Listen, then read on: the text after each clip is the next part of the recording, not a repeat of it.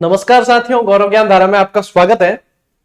आज शुक्रवार है और शुक्रवार को अपन आरबीएससी की क्लासेस पढ़ते हैं। तो आरबीएससी की क्लास में आपका स्वागत है। और 2-3 दिन से स्कूल लेक्चरर की क्लासेस नहीं आ पाई, 5 मिनट आपके लूंगा मैं। सबसे पहले आप सभी को बहुत बहुत धन्यवाद। एक बहुत बड़ी मुसीबत आन पड़ी थी और उससे हम जूझ कर सकुशल निकल आए हैं। सभी आप लोगों की दुआओं और ईश्वर की कृपा की बदौलत है।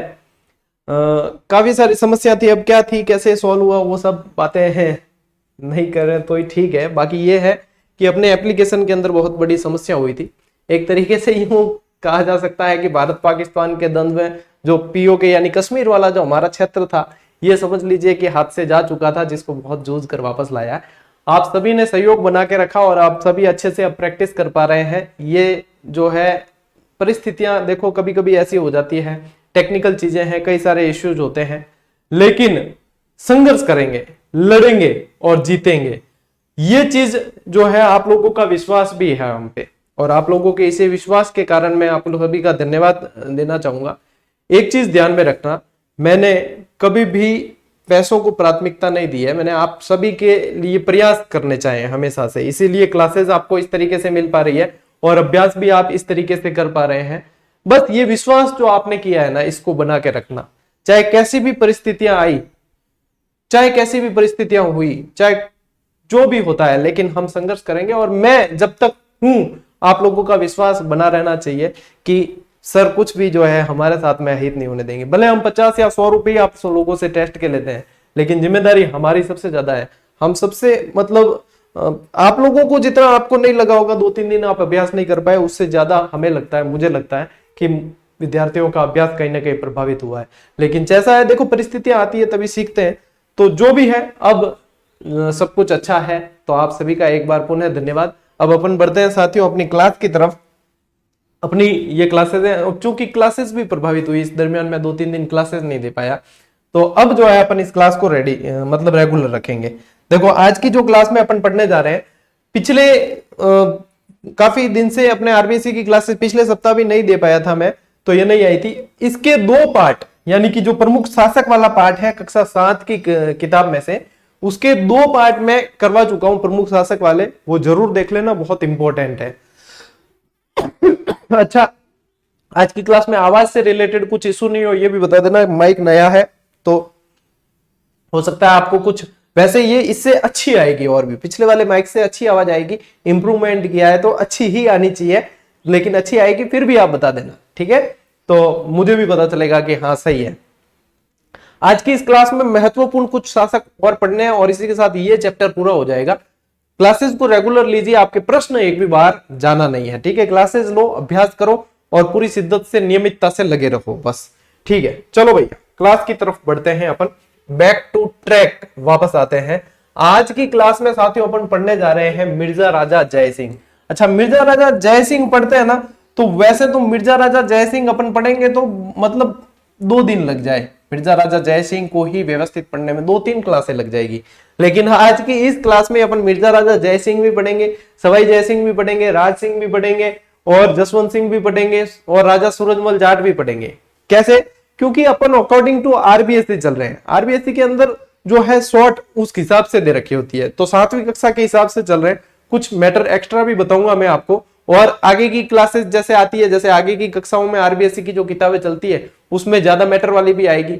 और इसके अलावा अपन जो सिलेबस वाइज, यानी कि जैसे अभी फर्स्ट ग्रेड की सिलेबस के अकॉर्डिंग चल रही है क्लासेस, सिलेबस वाइज उस वाइज जो पढ़ते हैं उसमें और भी व्यवस्थित और भी अच्छे से मैं करवाता ही हूँ।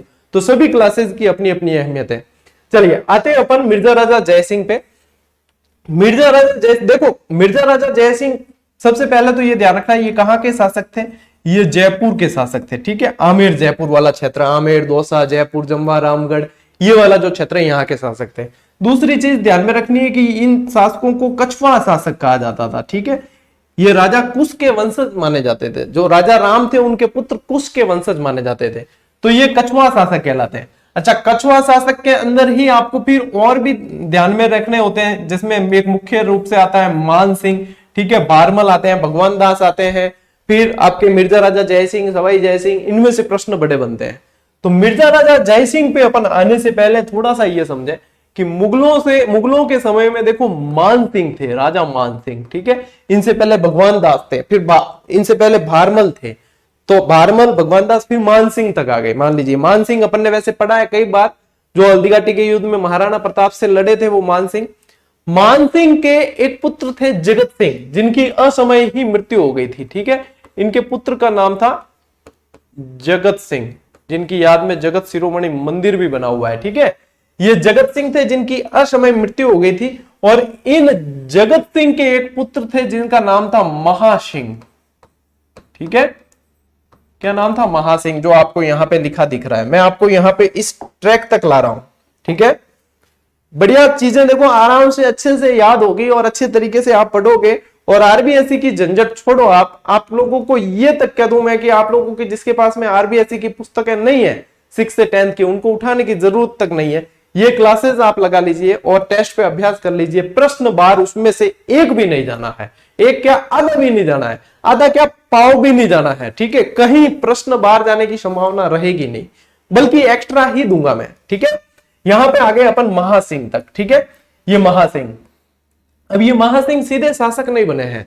जगत सिंह की मृत्यु जब हो गई तो उसके बाद में भाव सिंह, ये तो थे बड़े पुत्र मान सिंह के, इनके छोटे पुत्र थे, मान सिंह के छोटे पुत्र थे जिनका नाम था भाव सिंह। तो ये भाव सिंह शासक बने थे, ठीक है। अब मुगलों का हस्तक्षेप भी रहा था, सामंतों का प्रभाव भी रहा था, ये सब चीजें रही, लेकिन भाव सिंह बने।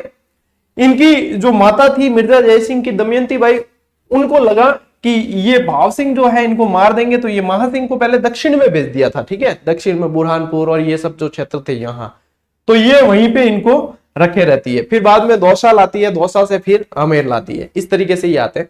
जब भाव सिंह की मृत्यु हो गई, ठीक है, भाव सिंह की हो गई मृत्यु, उसके बाद में फिर जो है भाव सिंह की मृत्यु के बाद अल्पवयस्क अवस्था में ही अपने मिर्जा जयसिंह जो है वो शासक बनते हैं। तो ये यहां तक। अब ये चीजें है ना पूछी नहीं जाती, ये चीजें अपन को सिर्फ ध्यान में रखनी है कि ये शासक कैसे बने। तो कई जने क्या है सीधा समझ लेते कि मान सिंह और मान सिंह के पुत्र मिर्जा जयसिंह, ये नहीं था, ठीक है ना, ये नहीं था। मान सिंह के पुत्र कौन थे? एक तो मान सिंह के पुत्र जगत सिंह, और जगत सिंह के पुत्र थे महासिंह, और महासिंह के पुत्र थे ये अपने मिर्जा जयसिंह। इस तरीके से है। तो डायरेक्ट वाला लिंक कभी मत बिठाना, इसलिए मैंने ये कड़ियां बताई आपको, ठीक है ना। अब ये याद नहीं हो तो भी कोई दिक्कत नहीं कि सर हमें तो ये याद ही नहीं होता। ज्यादातर की समस्या होती है कि सर हमें याद ही नहीं है कौन किसका पुत्र था। कोई दिक्कत नहीं है, अब जो याद रखना है वो चीजें अब बताऊंगा मैं। अब देखो इनका राज्याभिषेक हुआ है 1621 के अंदर, ठीक है। कब हुआ राज्याभिषेक? होता है 1621 में। माता और पिता का नाम ध्यान रख लेना, पिता महासिंह और माता जो है रानी दमयंती। समकालीन मुगल शासक, इन्होंने मुख्यतः 3 शासकों का, मुगल शासकों का काल देखा है। एक तो जहांगीर, ठीक है, एक शाहजहां और एक औरंगजेब। ऐसे औरंगजेब के समय सवाई जयसिंह आ जाते हैं, और औरंगजेब के जो मतलब उत्तराधिकारी जो युद्ध होते हैं उसमें तो अपने मिर्जा जयसिंह की बहुत बड़ी भूमिका रहती है। फिर बाद में अपने सवाई जयसिंह तो क्या है कि सवाई जयसिंह ने तो 7 मुगलों का काल देखा है, ठीक है। तो यहां पे मुख्य तौर पे आपको ध्यान रखना है 3 शासकों का, जहांगीर, शाहजहां और औरंगजेब, ठीक है, ये ध्यान में रखना है। शासन संभालते ही सबसे पहले, ये आरबीएससी में दे रखा है, देखो वर्णमाला के अंदर सबसे पहला अक्षर कौन सा है कि गुरुजी अ है। इस अ से ही एक नाम बनता है अहमदनगर। तो शासन संभालते ही सबसे पहले जहांगीर ने इन्हें अहमदनगर के मलिक अंबर के विरुद्ध सैनिक अभियान के लिए भेजा। ऐसे प्रश्न सीधे सीधे एग्जाम में बन जाया करते हैं कि सबसे पहले कौन से अभियान पे भेजा गया? अहमदनगर, ठीक है, यहां से ये ध्यान रखना है। फिर ये प्रश्न बड़ा इंपॉर्टेंट हो जाता है कि इन्हें मिर्जा की उपाधि किसे दी, किसने दी?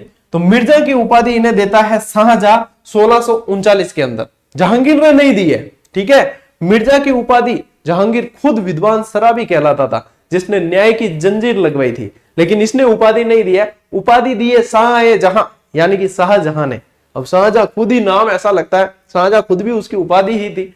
शाहजहां खुद भी नाम ऐसा लगता है कि ये खुद उपाधि है, तो इसने उपाधि दी है, ठीक है। तो मिर्जा की उपाधि किसने दी है? शाहजहां ने दी है। अब देखो दक्षिण भारत में शिवाजी के विरुद्ध अभियान किया किसने? मिर्जा जयसिंह ने। जब शिवाजी को कंट्रोल करना, यानी शिवाजी को अधीन लाना इतना बहुत ज्यादा मुश्किल था, छापामार युद्ध प्रणाली पे काम करते थे, तब मिर्जा जयसिंह के नेतृत्व में वहां पे भेजा। तो शिवाजी पर जब अभियान किया है तो शिवाजी, एक समय ऐसी आ गई शिवाजी के सामने परिस्थितियां, शिवाजी को लगने लगा यदि मैंने संधि नहीं की तो शायद सब कुछ नष्ट हो जाए, तो इससे अच्छा जो है संधि कर लेनी चाहिए। साथ में मिर्जा जयसिंह जो थे वो कूटनीतिज्ञ थे और बहुत ही दूरदर्शी सोच वाले थे, इन्होंने शिवाजी को मना लिया। यह संधि कहलाती है पुरंदर की संधि। ठीक है, पुरंदर के दुर्ग पे आक्रमण करके पुरंदर की संधि की है, जो इतिहास में 11 जून 1665 को हुई है। ठीक है, पूछते हैं तो किस किस के मध्य? मिर्जा राजा जयसिंह और शिवाजी। वैसे मिर्जा राजा जयसिंह किसकी तरफ से थे? मिर्जा राजा जयसिंह थे मुगलों की तरफ से। ठीक है, मुगलों की तरफ से थे, तो इन्होंने शिवाजी से यह संधि की है। शिवाजी ने इसमें से, इस संधि के तहत क्या किया कि 35 में से 23 दुर्ग लौटा दिए इनको वापस, और वहां पे पेश होना भी स्वीकार किया। जब इनको वहां पे पेश भी हुए ये वहां, ठीक है, जयपुर भवन में इनको रुकाया गया था राम सिंह के निगरानी के अंदर। फिर बाद में जब दरबार में जाते हैं तो इनको तीसरी पंक्ति में खड़ा रखा जाता है। शिवाजी को तीसरी पंक्ति में 5000 मनसबदारों वाली जो पंक्ति होती है उसमें खड़ा रखा जाता है। शिवाजी को चोट ये पहुंचती है कि मेरे से हारने वाला जसवंत सिंह जो है वो सबसे अग्रिम पंक्ति में खड़ा है और मैं तीसरी पंक्ति में खड़ा हूं, वहीं पे चोट करती है और ये बाद में कूटनीति के तहत वहां से निकल जाते हैं, जेल में से निकलकर भाग जाते हैं। ये रही थोड़ी सी शिवाजी का, आपको मैंने बता दिया। इस संधि के समय फ्रांसीसी यात्री बर्नियर भी सम्मिलित था, साथ में था। ठीक है, उपलब्ध था, मौजूद था। बर्नियर भी था, मनुची भी बताते हैं कि वहां पे मौजूद था। तो ये आपको ध्यान में रखना। देखो लाइनें तो दिखेगी इतनी सी, लेकिन मैंने जब आपको बताया तो बहुत सारी चीजें, बहुत सारी सामग्री बता दी है। तो क्लास का आनंद लें और हो सके तो जो मैं बोलता हूं वो भी लिखने की कोशिश करें रोक रोक के। ठीक है, आगे बढ़ते हैं। अब देखो मिर्जा राजा जयसिंह के समय यह प्रश्न बड़ा बनता है कि इनके दरबार में एक कवि था जिसका नाम था बिहारी, बिहारी मल नाम था। क्या नाम था? बिहारी। इस बिहारी को हर एक दोहे की रचना के लिए एक स्वर्ण मुद्रा दी जाती थी। क्या दी जाती थी? एक स्वर्ण मुद्रा दी जाती थी। अच्छा, दोहे कैसे लिखता था? तो देखो ये यहाँ पे दोहे, ये एक दोहा लिखा हुआ है, दल काड़े बलकते दे जय सिंह बुआल, उधर अंगासुर के पड़े जो ही हरे गाय गुआल। ठीक है, यानी कि बलक काबुल के उजबेगों के छापेमार हमलों में जयसिंह ने वीरता से इस प्रकार बाहर निकाला जैसे श्री कृष्ण अंगासुर राक्षस के पेट से गायों को निकाल के ले आते हैं। इस तरीके से जोश भरने का काम किया करते थे बिहारी। तो बिहारी को दी जाती थी हर एक दोहे की रचना के लिए एक स्वर्ण मुद्रा, यानी सोने का सिक्का दिया जाता था।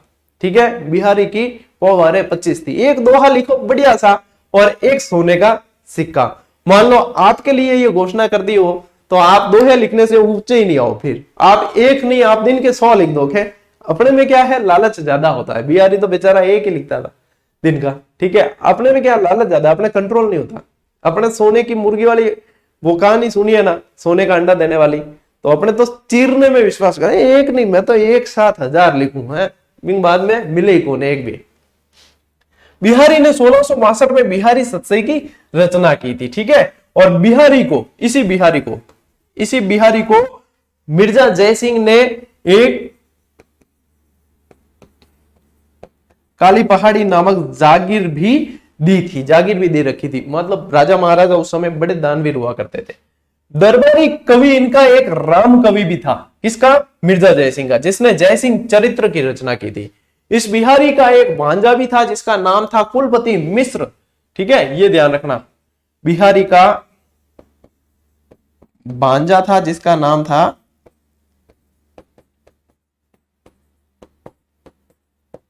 कुलपति मिश्र। ये कुलपति मिश्र जो है वो मिर्जा जयसिंह के समय नहीं था, ये था विष्णु सिंह या बिशन सिंह कहते हैं ना। ये किसके दरबार में था?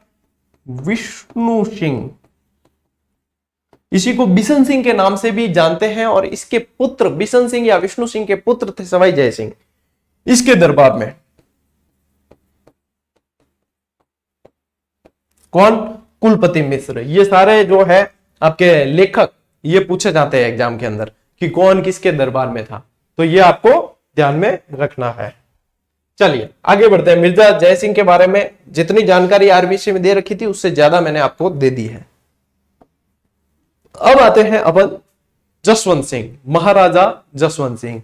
मारवाड़ के राजा जो थे वो महाराजा कहलाते थे, जैसे कि मेवाड़ के राणा महाराणा कहलाते थे। तो यहाँ के महाराजा कहलाते थे। इनका जन्म दिसंबर 1626 बुरहानपुर में होता है। पिता गज सिंह थे। इन गज सिंह जी की एक उपाधि थी, वो ध्यान में रख लेना, दल थम्बन। दल थम्बन, ठीक है, ये ध्यान में रखने ला। तुला दान किया था इन्होंने। महाराजा जसवंत सिंह की उपाधि क्या थी? महाराजा इनकी उपाधि थी, जो दी किसने? शाहजहां ने। मैंने अभी अभी आपको बताया मिर्जा की उपाधि वहां शाहजहां ने। उपाधि देखो, नाम ही ऐसा है कि उपाधि इसने दी होगी। कंफ्यूजन सबसे ज्यादा यही होता है, जहांगीर ने दी, शाहजहां ने दी। शाहजहां ने दी, और नाम कैसा है? उपाधि भी शाह है जहां, ठीक है। समकालीन मुगल शासक शाहजहां और औरंगजेब, ठीक है ना। औरंगजेब के समय तो ये पहले औरंगजेब के विपक्ष में भी लड़े हैं उत्तराधिकार युद्ध में, फिर औरंगजेब के पक्ष में भी लड़े हैं, तो ये भी ध्यान रखना। मुगलों के उत्तराधिकार संघर्ष में पहले शाहजहां की तरफ से शाही सेना से लड़े हैं। शाही सेना में शाहजहां था, दारा शिकोह था, ठीक है। दारा शिकोह सबसे बड़ा पुत्र था शाहजहां का, और विद्वान, सबसे ज्यादा विद्वान कहा जाता है वो भी दारा शिकोह ही था। दारा शिकोह को जब बाद में औरंगजेब जीतता है तो इसी के हाथी से शराब पिला के उस हाथी को और कुचलवाता है। महान विद्वान था ये दारा शिकोह, ठीक है। लेकिन उस समय विद्वानों की चलती कहां थी? तो औरंगजेब तो आपको पता ही है, आपने औरंगजेब को तो पढ़ा ही है, औरंगजेब की नीतियां कैसी थी अपन को पता है। लेकिन बाद में जीता कौन था? औरंगजेब। यहां शाही सेना की तरफ से जसवंत सिंह पहले लड़ते हैं, लेकिन बाद में मिर्जा राजा जय सिंह के कहने पर दोराई के युद्ध में, ये दोराई कहां है? अजमेर के पास है। अजमेर के सामूगढ़ का युद्ध, धर्मत का युद्ध, दोराई का युद्ध, ये खजुआ का युद्ध, ये सब इनके उत्तराधिकारी युद्ध हुए हैं। औरंगजेब के शासक बनने के पहले उत्तराधिकारी जो युद्ध हुए हैं वो है, इंडियन हिस्ट्री में पढ़े जाते हैं ये, ठीक है ना। तो ये सारे, ये दोराई के युद्ध में फिर क्या है?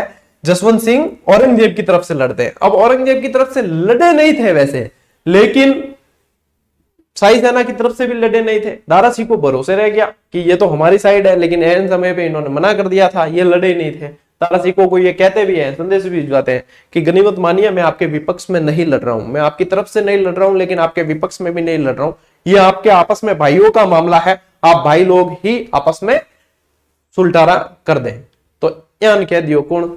जसवंत सिंह जी। जसवंत सिंह जी मतलब खुद ने बीच निकाल दियो। और कुछ इतिहासकार कहते हैं कि ये औरंगजेब की तरफ से लड़े थे। तो जो भी है, इससे पहले बताऊं, इससे पहले एक युद्ध हुआ था जिसे कहा जाता है धर्मत का युद्ध। धर्मत का युद्ध। इस धर्मत के युद्ध में क्या हुआ? इस धर्मत के युद्ध में जसवंत सिंह जी शाही सेना की तरफ से लड़े थे औरंगजेब से। मुंह की खानी पड़ी थी शाही सेना को। जसवंत सिंह जी बुरी तरीके से घायल भी हो गए थे युद्ध में। जैसे तैसे कुछ सामंतों ने इनको युद्ध में से निकाला है। अब युद्ध में से निकल के जैसे तैसे आते हैं। अब देखो घायल आदमी है कोई, तो दवा दारू की जरूरत पड़ती है, मरम पट्टी की जरूरत पड़ती है। तो ये आए अपने यहां मारवाड़, ठीक है। मारवाड़ मेहरानगढ़ पहुंचते हैं, इनके साथ में हुई बहुत बूंदी यूं हुई कि जैसे ही मारवाड़ आते हैं तो इनकी पत्नी, इनकी रानी, जिसका नाम था, जो हाड़ा राजकुमारी थी, बूंदी के हाड़ा चौहानों की बेटी थी, हाड़ा राजकुमारी थी, जिसका नाम था करमेती बाई। क्या नाम था?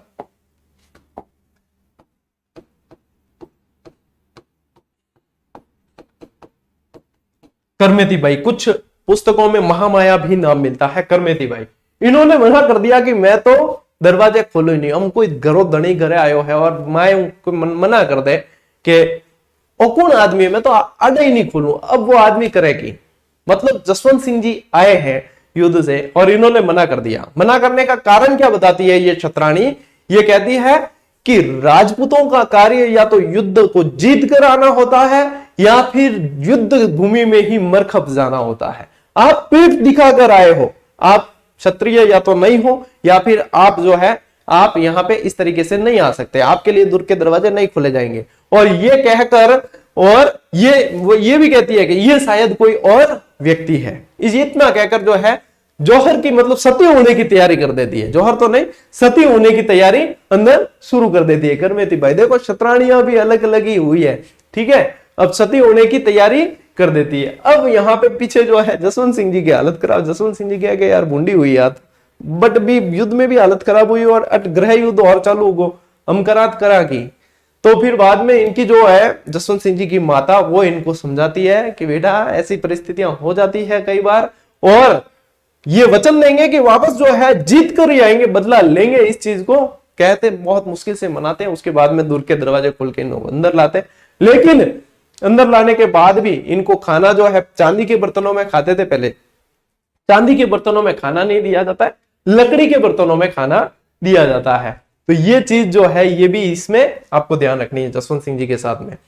दक्षिण भारत में जो औरंगाबाद, दक्षिण भारत में जो अभियान किए तो फिर वहां पे इन्होंने जसवंतपुरा नामक नगर भी बसाया जो औरंगाबाद के पास ही है। जसवंत सिंह जी जो है खुद भी मतलब यूं कह सकते हो एक अच्छे साहित्यकार भी रहे हैं, साहित्यकार, या जो इन्होंने रचनाएं भी बहुत अच्छी अच्छी लिखी, जिसमें से आनंद प्रकाश, सिद्धांत बोध, भाषा भूषण, प्रबोध, चंद्रोदय, ये सब जसवंत सिंह जी की खुद की लिखी हुई रचनाएं हैं जो आरबीएससी में भी आपके दे रखी है। तो चारों रटी हुई होनी चाहिए, ठीक है। दो में तो बोध ही आ रहा है, देखो दो में तो ये देखो सिद्धांत बोध और प्रबोध चंद्रोदय, ये याद रखना है। आनंद प्रकाश और ये भाषा भूषण, ठीक है ना, आनंद प्रकाश और भाषा भूषण। तो ये चीजें अच्छी तरीके से याद हो जानी चाहिए। तो जसवंत सिंह जी से संबंधित आपको ये सारी चीजें इंटरेस्टिंग भी लगी होगी और याद भी हो जाएगी यदि करोगे तो, ठीक है। अपने आप तो होने से नहीं, करनी पड़ती है चीजें, ठीक है। अब आते हैं महाराणा राज सिंह। अब ये मैंने इतनी बार पढ़ा दिया, बहुत बार पढ़ा है महाराणा राज सिंह। अभी अभी मैं सारे अलग अलग जैसे सिलेबस के अलग अलग कोर्सेज चल रहे हैं, सारे यूट्यूब पे चल रहे हैं। ऐसा मैं ये कोर्सेज चल रहे हैं ये कहता हूं तो इसका मतलब ये मत समझना कोई नए विद्यार्थी की सर चल कहां रहे, सारे यूट्यूब पे चल रहे हैं। प्ले लिस्ट उठा के देखा करें, सब समझ में आ जाएगा।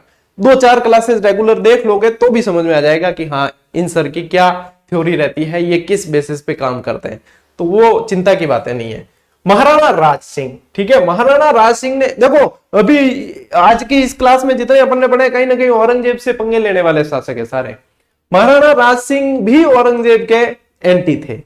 अब एंटी हुए वो राजकुमारी चारुमती के कारण, और भी कारण थे। इन्होंने औरंगजेब ने जो जजिया पुनः लगा दिया था उसका विरोध किया था इन्होंने, ये भी था, चारुमती वाला किस्सा भी था। इसके अलावा औरंगजेब के बागी पुत्र को भी इन्होंने शरण दी थी। वहां से औरंगजेब ने जो घोषणा कर दी थी सारी मूर्तियों को तोड़ने की, सारी मंदिरों को तोड़ने की, तो वहां से जो गोस्वामी महाराज मूर्तियां लेकर भागते हैं उनको शरण इन्होंने दी थी। बहुत सारी चीजें थी जहां पे टकराव इनके बीच में होना ही था। और मेवाड़ी खून तो फिर आप समझते ही हो कि वो वहां से की हुई जो नीतिगत बातें नहीं होती है, अनीति वाली होती है, उनको बर्दाश्त मेवाड़ी खून नहीं कर पाया कभी भी।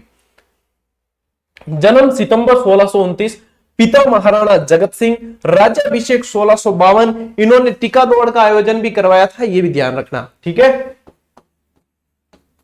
टीका दौड़ अपनी शक्ति का प्रदर्शन होता है एक तरीके से।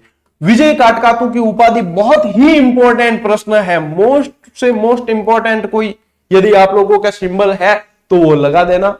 बहुत अच्छा प्रश्न और पूछा जाने वाला प्रश्न। समकालीन मुगल शासक औरंगजेब और शाहजहां। अच्छा, शाहजहां को बेचारे को आगे ले आना, औरंगजेब को थोड़ा इस तरफ ले जाना, क्योंकि शाहजहां पहले था। हालांकि शाहजहां की हालत जो है बुढ़ापे में बहुत खराब हुई है।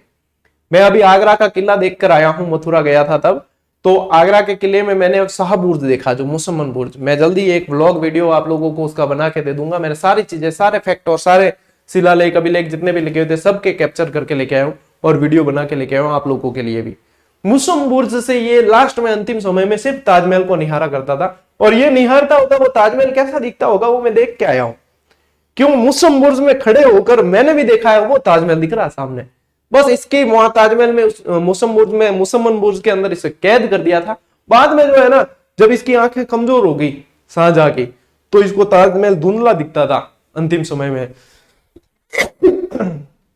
तब इसकी बेटी ने, जहां आरा ने, इसके लिए एक हीरा लगवाया वहां, वो दूरबीन का काम लगा। फिर उस दूरबीन से यानी हीरे से वो जो है उसको निहारा करता था।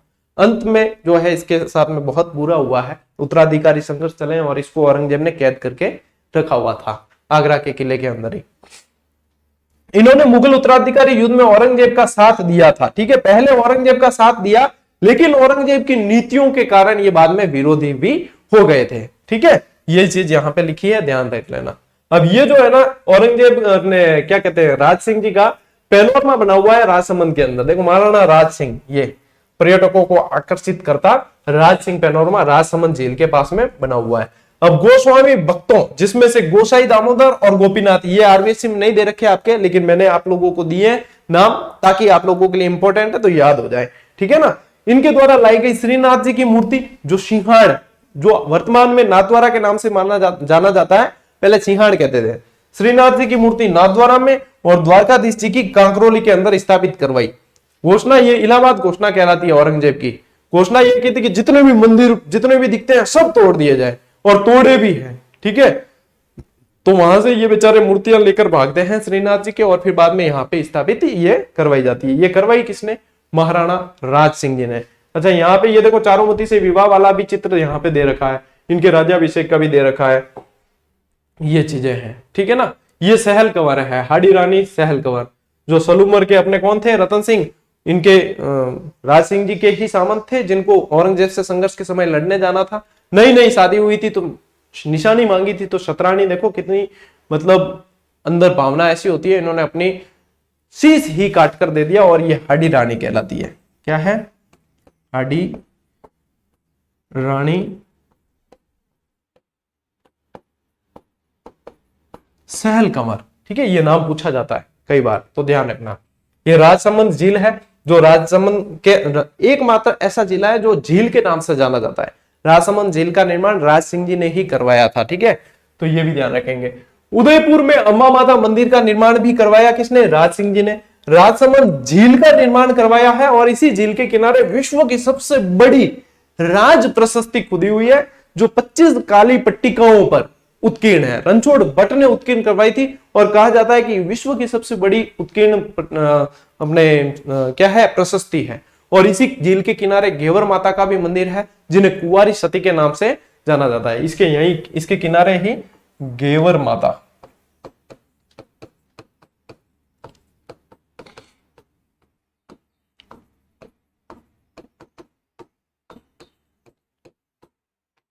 कुंवारी सती के नाम से जाना जाता है। और एक फैक्ट याद रखना, इस झील के उत्तरी भाग को नौ चौकी पाल कहा जाता है।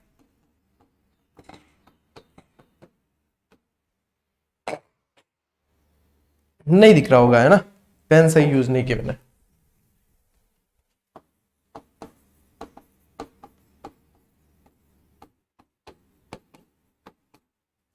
नौ चौकी पाल, इसके उत्तरी भाग को नौ चौकी पाल भी कहा जाता है। तो ये सारी चीजें जो है आपको ध्यान रखनी होती है। 25 काली पट्टी का रणछोड़ भट्ट, ये मैंने आपको बता दिया। और ये भी अभी बातों बातों में बता दिया था कि बागी पुत्र अकबर द्वितीय को राज सिंह जी ने शरण दी थी। किसका बागी पुत्र? औरंगजेब का। किशनगढ़ की राजकुमार नहीं राजकुमारी है, ठीक है, राजकुमारी चारुमती से विवाह।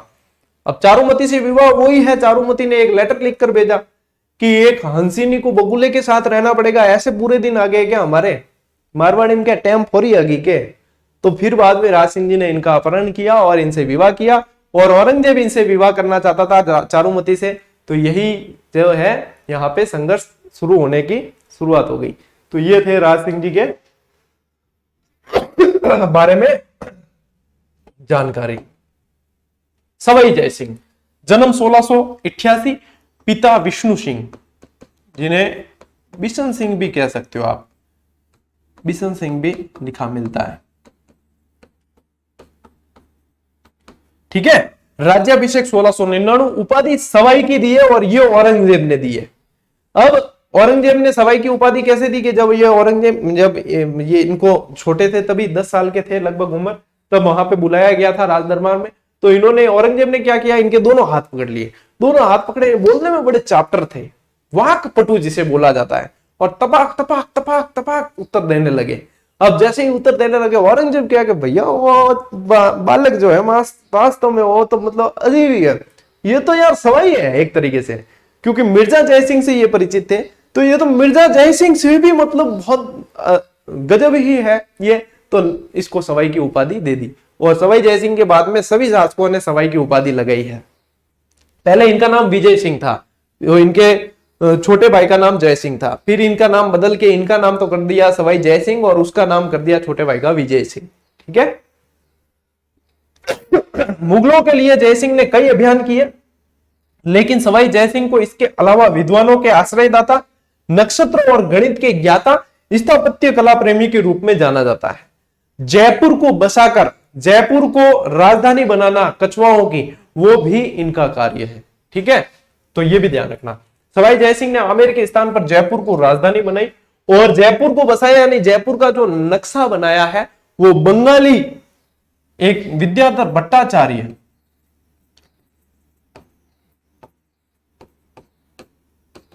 बंगाली विद्वान विद्याधर भट्टाचार्य ने नक्शा बनाया था। ठीक है ना, तो जयपुर को बसाना, जयपुर को राजधानी बनाना, ये सवाई जयसिंह का काम है। 1725 में नक्षत्रों की गणना के लिए शुद्ध सारणी का निर्माण, जिसका नाम बाद में इन्होंने, पहले ये नहीं था लेकिन फिर मोहम्मद शाह रंगीला को ये समर्पित किए इन्होंने, तब इसका नाम कर देते हैं जीज मोहम्मद शाही। ठीक है, क्या नाम कर लिया? जीज मोहम्मद शाही। इसका नाम क्या कर लिया? जीज मोहम्मद शाही नाम रखा गया, तो इसका निर्माण करवाया। ये तत्कालीन जयपुर का ही एक फोटो देख पा रहे हैं आप, जो कहां का है? छोटी चौपड़ का है। और इसके पीछे ये जो देख पा रहे हो ये ईसर लाट है, ईसर लाट बना हुआ है जो ईश्वरी सिंह, सवाई ईश्वरी सिंह ने करवाया था। और सवाई ईश्वरी सिंह ने आत्महत्या भी यहीं से कूदकर की थी। सवाई ईश्वरी सिंह और सवाई माधो सिंह, इन दोनों के मध्य जो युद्ध का कारण हुआ वो देबारी समझौता हुआ है। देबारी समझौता राणा अमर सिंह द्वितीय मेवाड़ के, अजीत सिंह और अपने यहां सवाई जयसिंह, इनके बीच में हुआ। जो चंद्रकुवरी का विवाह, राणा अमर सिंह द्वितीय की पुत्री थी चंद्रकुवरी, उनका विवाह किया गया इनसे, सवाई जयसिंह से, और कहा गया उत्तराधिकारी आमेर का राजा बनेगा। अजीत सिंह जी की पुत्री सूरज कुवरी का विवाह भी इनसे करा गया और उत्पन्न पुत्र, मतलब ये तो नहीं था उसमें, लेकिन बाद में संघर्ष होना था। समझौते में यह था कि जो चंद्रकुवरी से उत्पन्न पुत्र कछवाओं का राजा बनेगा। तो ये बाद में जो है इनके उत्तराधिकारी संघर्ष के बीज डलते हैं और ये कहीं ना कहीं मराठों को भी यहाँ पे हस्तक्षेप करने के अवसर प्रदान करते हैं, ईश्वर सिंह की मृत्यु का कारण भी बनते हैं और कछवाओं के अंदर राजकुमारों के मध्य लड़ाई यानी कि उत्तराधिकारी संघर्ष के कारण बनते हैं, जिसका नाम है देबारी समझौता। चलिए, कुछ अच्छी और अलग जानकारी भी आज की क्लास में आपको मिलेगी। दैनिक भास्कर ने ये चीजें, ये मैंने दैनिक भास्कर की वेबसाइट से काफी सर्च करने के बाद में ली है, लेकिन दैनिक भास्कर ने भी ये चीजें कहीं से ली है। दैनिक भास्कर लेता है इतिहासकार डीके टकनैत की किताब जयपुर जैम ऑफ इंडिया से। तो दैनिक भास्कर ने क्रेडिट दिया है जयपुर जैम ऑफ इंडिया किताब को। अपन भी क्रेडिट तो जयपुर जैम ऑफ इंडिया किताब को देना चाहिए, लेकिन अपन ने लिया है भास्कर से, क्योंकि यहाँ पे आप लोगों को देख पाओगे ये मुझे अच्छी जानकारी लगी, तो मुझे लगा कि आप लोगों को ये जानकारी देनी चाहिए, तो अपन क्रेडिट देंगे इन चित्रों का भास्कर को। ठीक है, भास्कर क्रेडिट देता है, बता दिया आपको। देखो ये जयपुर का नक्शा जो है परकोटा, इसका परकोटा भी है। जयपुर का परकोटा जो विश्व विरासत सूची के अंदर भी शामिल है। ठीक है ना, तो ये ध्यान रखें, ये जयपुर जगत में आकर क्या क्या किया कभी न देखा जयपुरिया। ठीक है, ये चलिए इनकी प्रस्तुति। 8 बार बदला है जयपुर का नाम। सबसे पहले इसका नाम जयनगर था, स्थापना के वक्त जयनगर नाम रखा गया था, जयपुर नहीं था। ठीक है, बाद में सवाई जयपुर नाम किया गया। मुगल बादशाह मोहम्मद शाह ने शहर को मान्यता सवाई जयपुर के रूप में दी, सवाई जयपुर, क्योंकि सवाई उपाधि इनकी हुआ करती थी, तो सवाई जयपुर कहा। फिर जयपुर, अब देखो जयपुर जयपुर ये तो एक जैसे दिखेंगे, लेकिन इंग्लिश की स्पेलिंग है सारी की सारी अलग नजर आएगी। यहाँ पे JEYPORE, यहाँ JEIPOOR, JYPOOR, तो यहाँ पे ये जो है 1798 में इसे जयपुर कहा गया, ये स्पेलिंग। फिर 1829 में कर्नल जेम्स टॉड ने इसका जिक्र JEIPOOR के रूप में किया। 1833 में JYPOOR हुआ है। फिर बाद में धीरे धीरे करते 1898 के अंदर ये जयपुर वाली स्पेलिंग जो अब अपन काम में लेते हैं, कौन सी? ये JAIPUR, ये वाली स्पेलिंग जो अपन काम में लेते हैं वो उसे मान्यता, यानी कि वो कब से आई अस्तित्व में? 1898 से आई है। अब आपके दिमाग में ये भी होगा क्या सर इससे सवाल बन सकता है? नहीं, इससे सवाल नहीं बनेगा। ये मैंने पहले ही कहा है कि मुझे जानकारी अच्छी लगी और मैं चाहता था कि ये जानकारी आप लोगों के पास में हो, इसलिए इसको शामिल किया गया है। जब सवाल बनने वाली चीजें ये इस स्लाइड में है। ठीक है, 12 साल की उम्र में ही आमेर के शासक बन गए थे सवाई जय सिंह। पहले इनका नाम विजय सिंह था, औरंगजेब ने इनका नाम जो है जय सिंह कर दिया और उनके छोटे भाई का विजय सिंह किया है, जो मैंने आपको जानकारी ऑलरेडी दे दी है। ये नोट्स मेकिंग में आ जाएगा आपके पास। गणित और खगोल विद्या में इन्हें बहुत इंटरेस्ट था। इन्होंने दिल्ली, उज्जैन, बनारस, इस यहाँ पे जो है वेधशालाएं खोली, जिन्हें जंतर मंत्र कहा जाता है, जो मैं नेक्स्ट स्लाइड पे आपको बताने वाला हूं। ठीक है, सवाई जयसिंह हिंदू धर्म के भी प्रकांड विद्वान और धर्म से जुड़े मसलों पर मध्यस्थता के लिए उन्हें देश भर में बुलाया जाता था। राजस्थान का इतिहास लिखने वाले कर्नल जेम्स टॉड ने लिखा है, खगोल शास्त्र की कोई स्टडी कभी भी जयसिंह और उनके द्वारा बनाई गई ऑब्जर्वरी यानी कि ऑब्जर्वेटरी जंतर मंतर के बिना पूरी नहीं होगी। यही जयपुर घराने का भारत के लिए सबसे बड़ा योगदान है। यानी कि जो वेधशालाएं बनाई है, जो जंतर मंतर कहलाती है, दिल्ली में भी है, जयपुर में, उज्जैन में, मथुरा में, बनारस में, 5 जगह बनाई है, तो वो इनका सबसे बड़ा मतलब इनकी सबसे बड़ी देन रही है। अब देखो, ये है जयपुर की जंतर मंतर, ठीक है, वेधशाला जिसे कहा जाता है। सवाई जयसिंह के समय ज्योतिष विद्या पर जयसिंह कारिका नामक ग्रंथ लिखा गया, मोस्ट इंपॉर्टेंट है। जयसिंह कारिका और जीज मोहम्मद शाही, ये दोनों ही मोस्ट इंपॉर्टेंट है। इसके अलावा सिद्धांत सम्राट, यंत्र राज, ये भी ज्योतिष पर लिखे गए ग्रंथ है जो जयसिंह के समय ही लिखे गए थे, ठीक है। ज्योतिष अध्ययन के लिए सवाई जयसिंह ने 5 वेधशालाएं बनवाई, जिनकी मैंने आपको एक ट्रिक दी थी। जो जिजिडियंस है और पुराने समय से जुड़े हुए हैं उन्हें अच्छी तरीके से याद होगी कि अपन ने ट्रिक दी थी, और वो ट्रिक क्या थी? डीजे बम, ठीक है, वन लाइनर में भी इसको शामिल किया गया था, डीजे बम। अब डीजे बम का क्या मतलब है? तो यहां से ये बिल्कुल सिंपल है, डी से दिल्ली, ठीक है, जे से जयपुर, बनारस, उज्जैन, मथुरा, ये यहीं पे लिखी हुई है, दिल्ली, जयपुर, बनारस, उज्जैन, मथुरा। जयपुर की जो थी वो सबसे बड़ी और दिल्ली वाली सबसे पहली।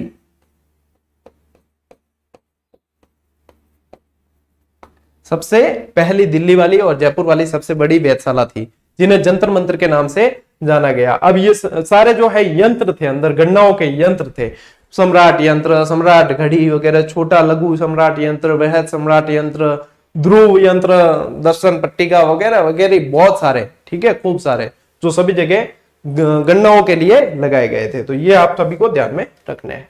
अब अंतिम शासक जो अपन पढ़ रहे हैं वो है भरतपुर के जाट शासक सूरजमल जाट, जिसे जाटों का प्लेटो या जाटों का अफलातून शासक भी कहा गया। और इनका मतलब सामर्थ्य इतना था कि इन्होंने सिर्फ भरतपुर तक सीमित नहीं रहे, इन्होंने मथुरा, हाथरस, मैनपुरी, इधर हरियाणा, रोहतक वगैरह इन सभी क्षेत्रों पे अपना अधिकार कर लिया था। ये बाकी में अपन पढ़ते हैं जो राजपूत या क्षत्रिय शासक पढ़ते हैं, लेकिन धौलपुर और भरतपुर 2 जाट रियासतें थी राजस्थान के अंदर, ध्यान रखना।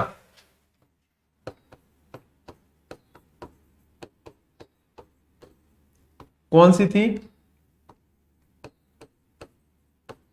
भरतपुर और धौलपुर, ठीक है।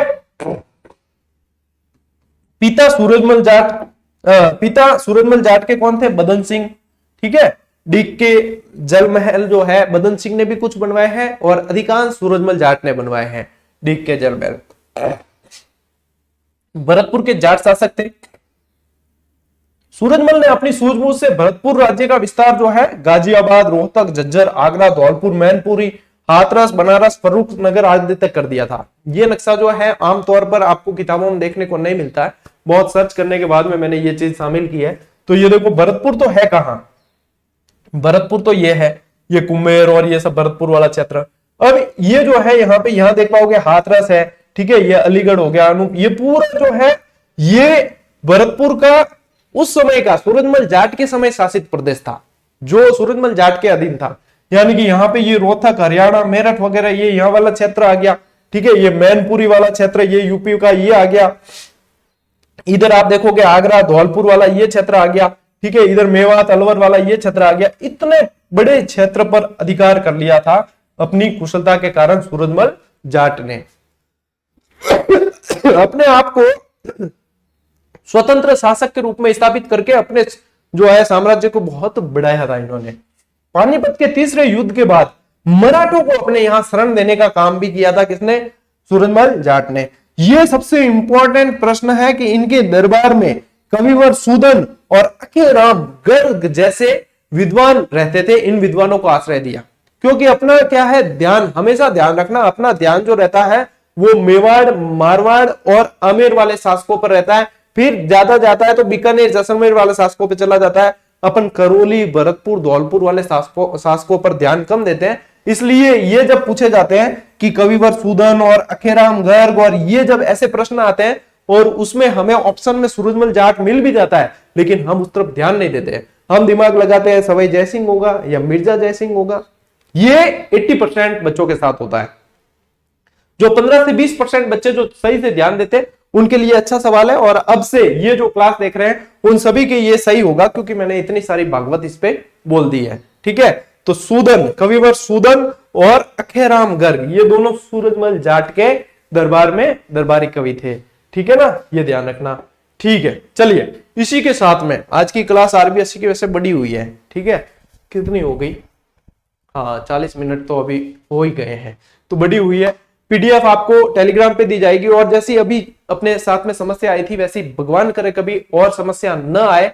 लेकिन यदि कुछ भी होता है तो आप लोगों को पता है, आप लोग चिंतित ना हो, इसलिए टेलीग्राम पर सबसे पहले चीजें बताई जाती है। तो टेलीग्राम जो अपना गौरव ज्ञान धारा के नाम से ही है, 1,55,000 बच्चे कल पूरे हो चुके हैं उस पे जुड़े हुए। आप लोग जुड़ जाए और आपको कहीं कुछ पूछने तक की आवश्यकता नहीं मिलेगी। जो भी चीज होती है, चाहे क्लास नहीं आ रही है, चाहे क्लास एक्स्ट्रा आ रही है, चाहे कोई रिजल्ट आ रहा है, चाहे कोई कंटेंट पढ़ने के लिए आपको देना है, चाहे कोई सामग्री देनी है, सारी की सारी जो है टेलीग्राम पे उपलब्ध करवाई जाती है। तो जितने बच्चे हैं क्लास लेते हैं वो टेलीग्राम जरूर ज्वाइन करें। वहां कोई फीस नहीं है, कोई आपसे पैसे नहीं लिए जा रहे।